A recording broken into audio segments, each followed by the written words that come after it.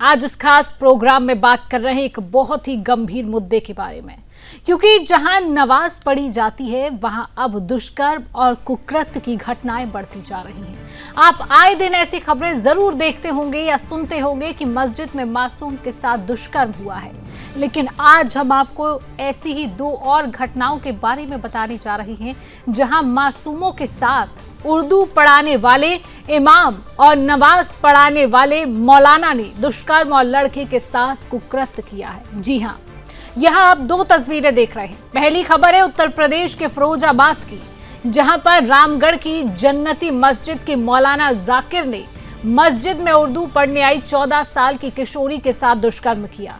परिवार के अनुसार पढ़ाई समाप्त होने के बाद अन्य बच्चे चले गए तो इमाम जाकिर ने उससे पीने के लिए पानी मंगवाया। वह पानी लेकर गई, तभी उसे अपने कमरे में खींच लिया और उसके साथ दुष्कर्म किया था।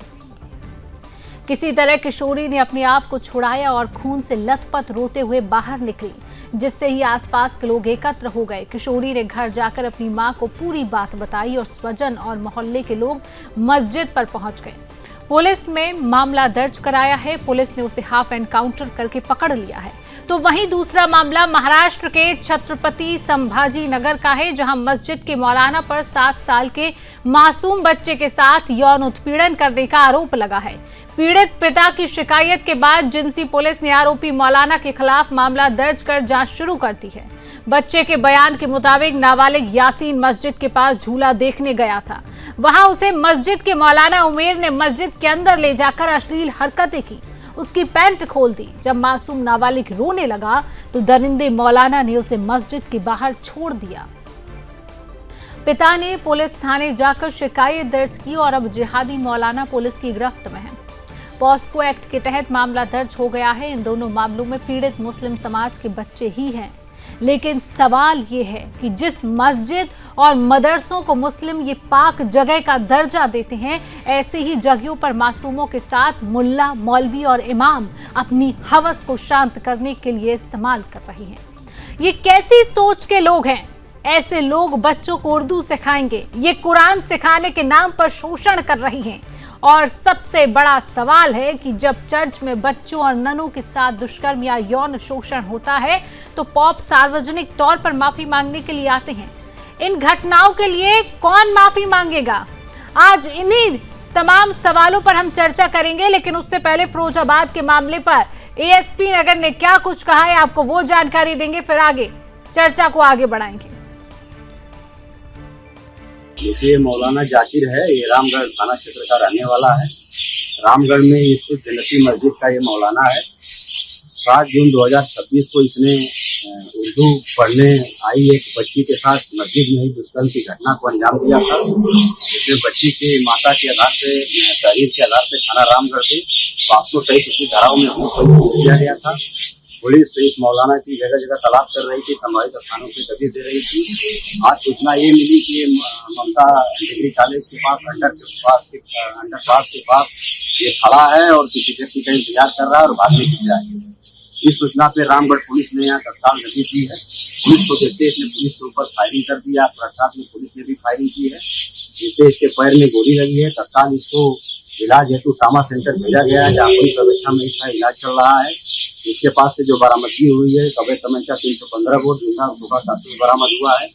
फिलहाल इसका हम लोग पुलिस अवस्था में इलाज करा रहे हैं। इसमें आगे की जो भी आवश्यक वैधानिक कार्रवाई वो भी हम लोग करेंगे, क्योंकि वो ये पॉस्को एक्ट का मामला है, इसमें जल्द से जल्द।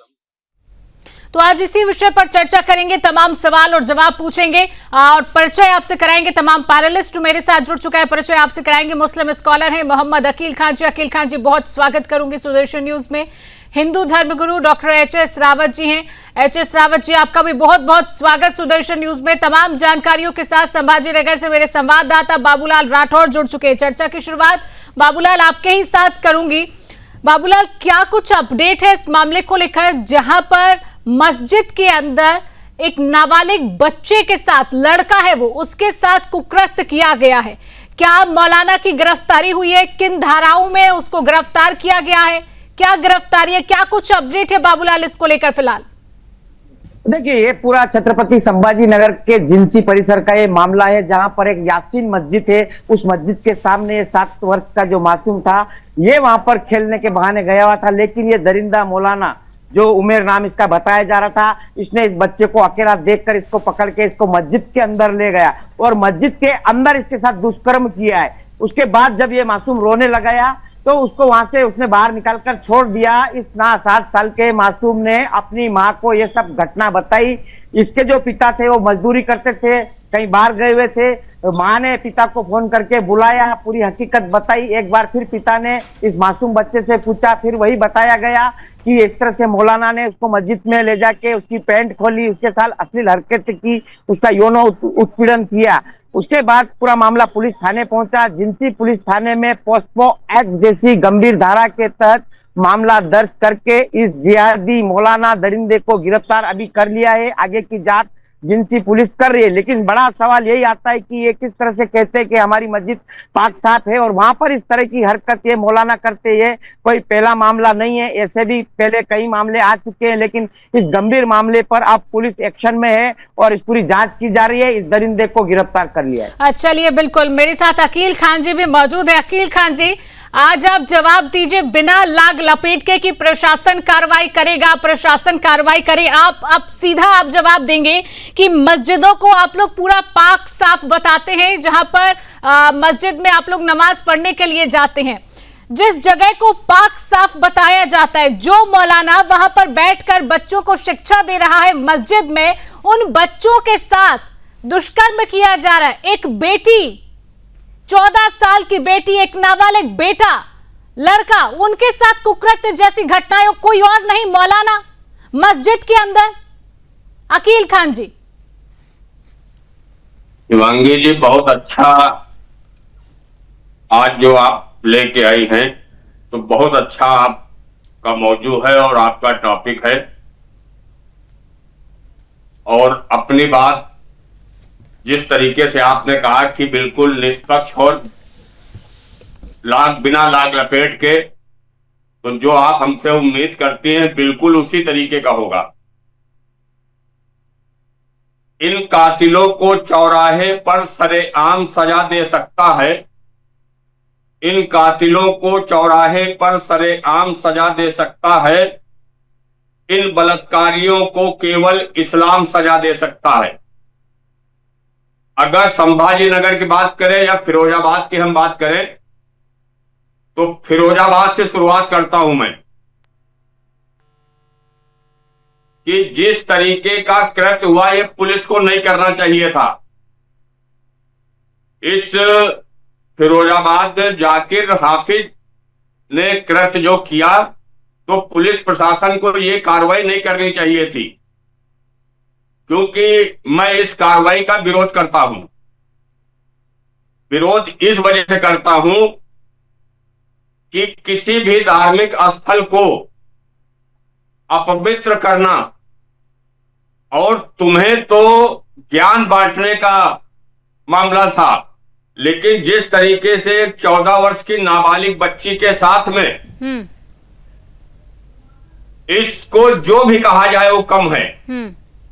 इसको हैवान, शैतान, जो भी इसको कहा जाए वो कम है। तो पुलिस का जो मैं विरोध कर रहा हूं, तो इस बेस पे कर रहा हूं कि पुलिस को हाफ इनकाउंटर नहीं करना चाहिए था, लेंगड़ा ऑपरेशन नहीं करना चाहिए था। हाँ। पुलिस को सीधे फुल इनकाउंटर करना चाहिए था, जो काम सूर्या के कातिलों के साथ में हुआ था गाजियाबाद में। ठीक है, वही हाल इसके साथ में होना चाहिए था। और इसी तरीके का कृत्य जो आप संभाजी महाराज नगर की आप घटना बता रही हैं, इसके साथ भी यही होना चाहिए था।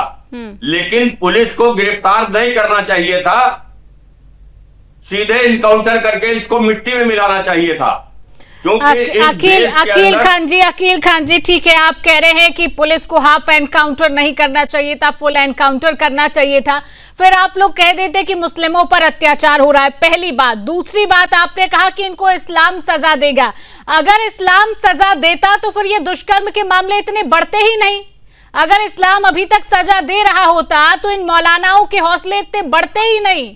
समझ रहे हैं, पहली बात नहीं है जब इस तरीके की घटना आई है या किसी मौलाना ने किसी बेटी के साथ दुष्कर्म किया है, कोई और बेटी नहीं है। यहाँ पर हिंदू बेटी की बात नहीं है, इस बार बात है आपके ही समाज की बेटी, आपके ही घर की बेटी है, वो हिंदू बेटी भी नहीं है। इतनी क्रूरता, इतनी हवस है कि मस्जिद के अंदर अपनी ही घर की बेटी के साथ आप कर रहे हैं, शर्म आनी चाहिए। अकील खान जी, मंदिर हो या मस्जिद हो, मंदिर हो या मस्जिद हो, धार्मिक स्थल होता है, कोई भी हो।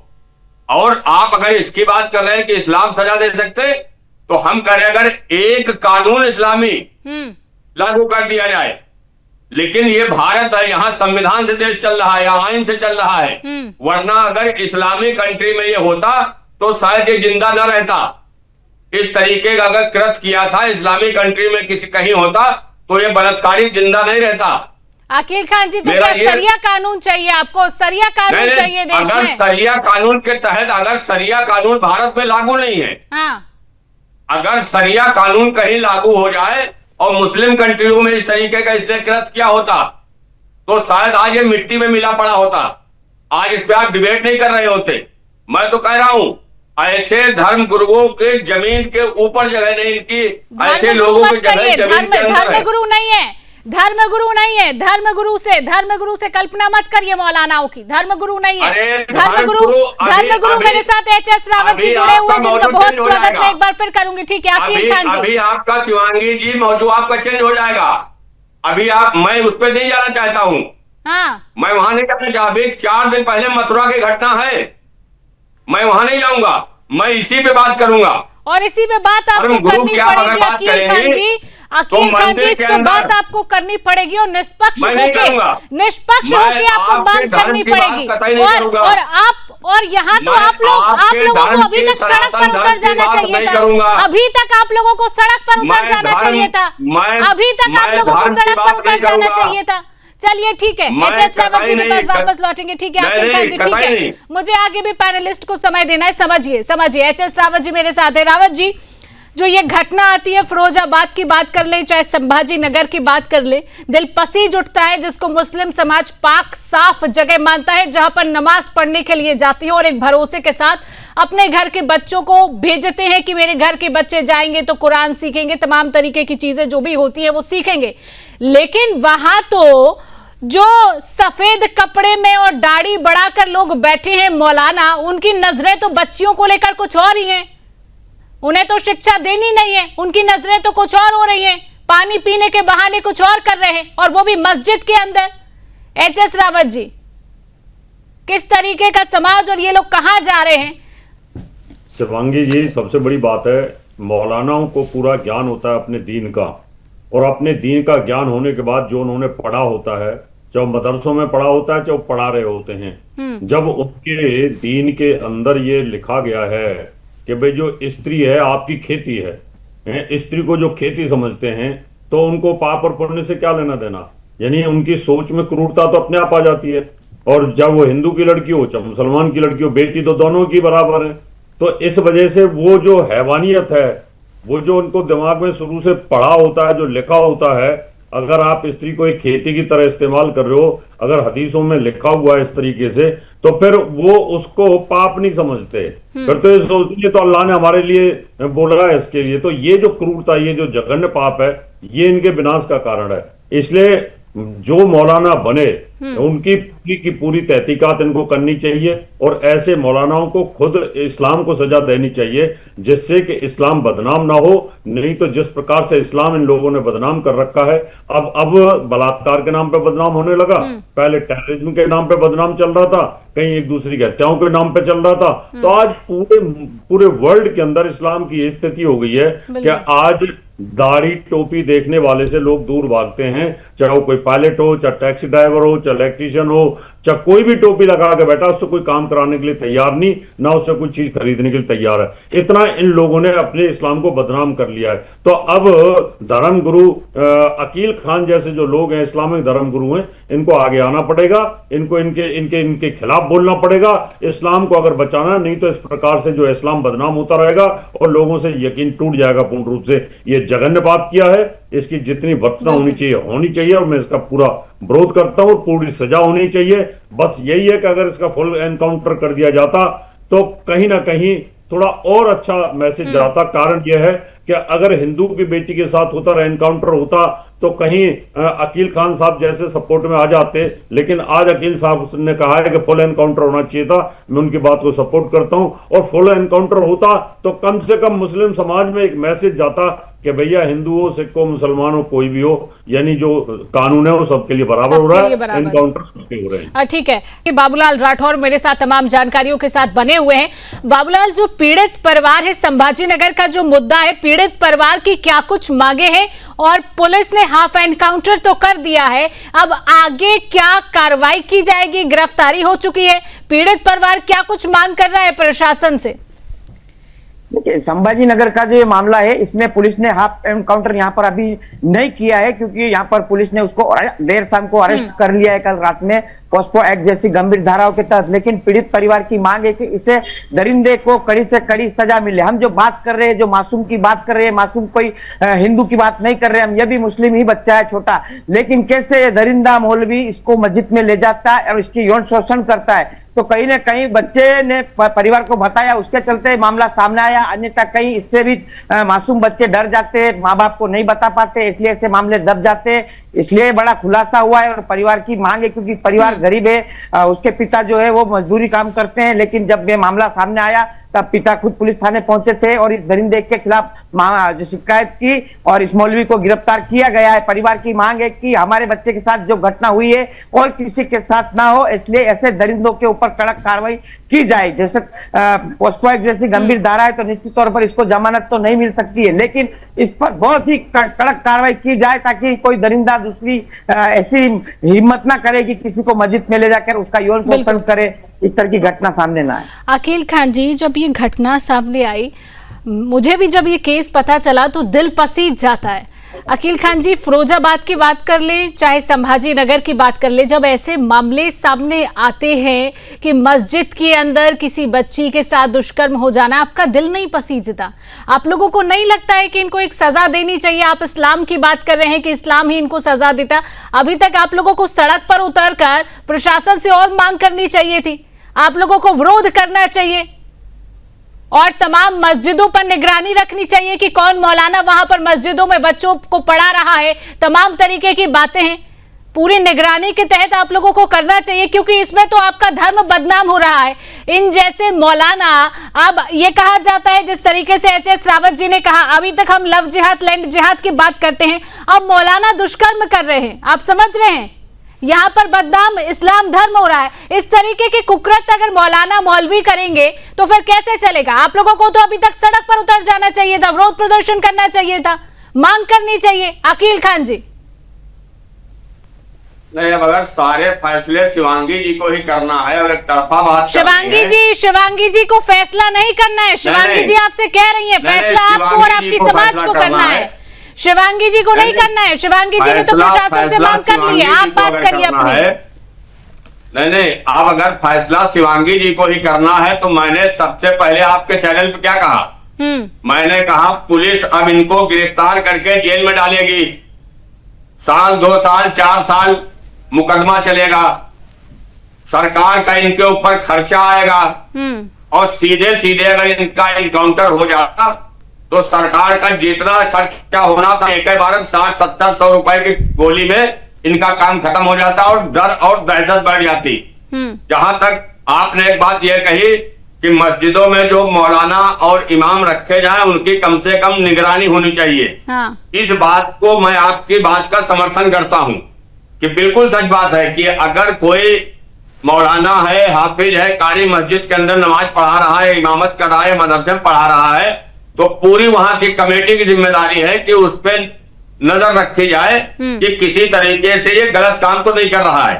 ये बिल्कुल आपकी बात का सच है, मैं समर्थन करता हूं जो आपने ये बात कही है, लेकिन मैं बिल्कुल एक पक्ष ये बात कर रहा हूं कि इस तरीके के जो लोग हैं ये मानवता और इंसानियत को शर्मसार करने वाले लोग हैं, और ऐसे शैतान को ये नहीं जान पाते हैं कि हम कहां कर रहे हैं, क्या धर्म का मामला है। मंदिर हो, मस्जिद हो, कहीं पर भी ये शैतान जो है अपने शैतानियत का दिखा देते हैं। इस वजह से ऐसे लोगों को इस धरती पर रहने का अधिकार कतई नहीं है। इनकी जगह धरती के नीचे है, जमीन में। मैं ये सिर्फ इतनी बात कहना चाहता हूं। इस वजह से मैंने सीधे ये कहा कि अगर इनका एनकाउंटर हो जाता तो अन्य जो दूसरे लोग थे जो कभी ये सोच भी रहे होंगे दिमाग में, उनके दिल के अंदर दहशत पैदा होती कि इस तरीके का कृत्य नहीं होना चाहिए, अगर करेंगे तो मिट्टी में मिल जाएंगे। अगर फुल एनकाउंटर होता तो आप ये तो नहीं कहते कि मुस्लिमों पर अत्याचार कर रहा है प्रशासन। थोड़ी चूक देनी चाहिए थी, थोड़ी मोहलत देनी चाहिए थी, गिरफ्तारी कर लेते, उसके पीछे उसके माँ बाप हैं। इस तरीके की बातें तो नहीं आती सामने। ये तो देखिए, अब आप स्क्रिप्टेड बात करने लगी। स्क्रिप्टेड बात नहीं कर रही हूँ, मेरे पास कोई टेलीप्रॉम्प्टर नहीं है। स्क्रिप्टेड बात नहीं कर रही हूँ, स्क्रिप्टेड बात नहीं कर रही हूँ। आप बिल्कुल स्क्रिप्ट पे बात करने लगी।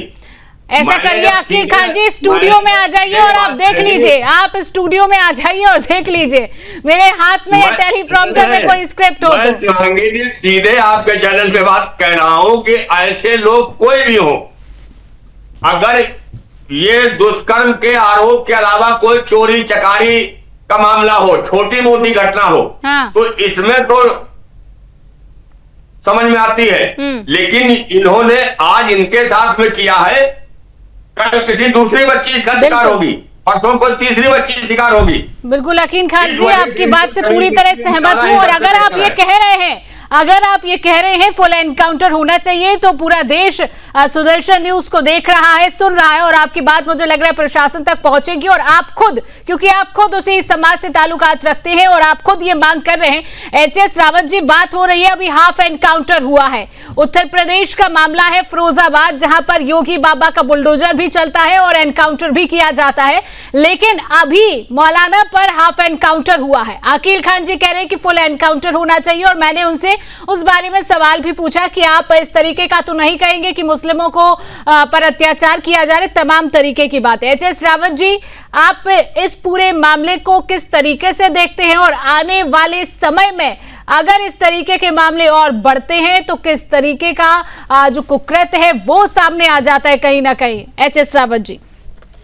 देखिए शिवांगी जी, सबसे बड़ी बात है, पहले तो अकील खान साहब को मैं धन्यवाद देता हूं कि उन्होंने फुल एनकाउंटर की बात की है। लेकिन बहुत सारे मौलाना और भी बैठते हैं टीवी चैनल पर, वो आकर के सीधा इनका बचाव करते हैं। और पहले भी ऐसा हुआ है, सूर्या वाले केस में भी बोला कि एनकाउंटर नहीं करना चाहिए था, सलीम वास्तिक वाले में बोला एनकाउंटर नहीं करना चाहिए था, पकड़ना चाहिए था, ऐसी बातें करना शुरू कर देते हैं। लेकिन इस केस में इनका बोलना, मैं इनकी तारीफ करता हूं, ऐसा होना चाहिए। लेकिन सबसे बड़ी बात शिवांगी जी ये है कि जो जिनको वोट चाहिए मुसलमानों की, वो इस विषय पे नहीं बोलेंगे एक भी। और अगर यही कोई दूसरा हादसा होता तो तुरंत चिल्लाने लग जाते और ऐसी स्थिति पैदा कर देते वोटों की राजनीति के लिए। तो अभी एनकाउंटर हाफ हुआ, फुल एनकाउंटर कर दिया होता तो फिर बोलते मुसलमानों का एनकाउंटर किया जा रहा है, मुसलमानों को उत्तर प्रदेश से टारगेट किया जा रहा है। जबकि प्रशासन जो है सबके लिए बराबर बना हुआ है, और भय का वातावरण बहुत जरूरी है। जब तक आपके अंदर भय नहीं होगा, जब तक आप गलत काम, और ये भय तो अकील खान जी जैसे लोगों को लाना पड़ेगा अपने समाज में। जिस तरीके से ये कह रहे हैं कि इस्लाम सजा देगा, तो इस्लाम सजा अगर देगा तो यहाँ पर कुछ नियम भी बना देना चाहिए। अकील खान जी, फिलहाल समय का अभाव है, अकील खान जी, आप तीनों पैनलिस्ट मेरे साथ जुड़े हैं। बाबूलाल, तमाम जानकारी के लिए आपका बहुत शुक्रिया।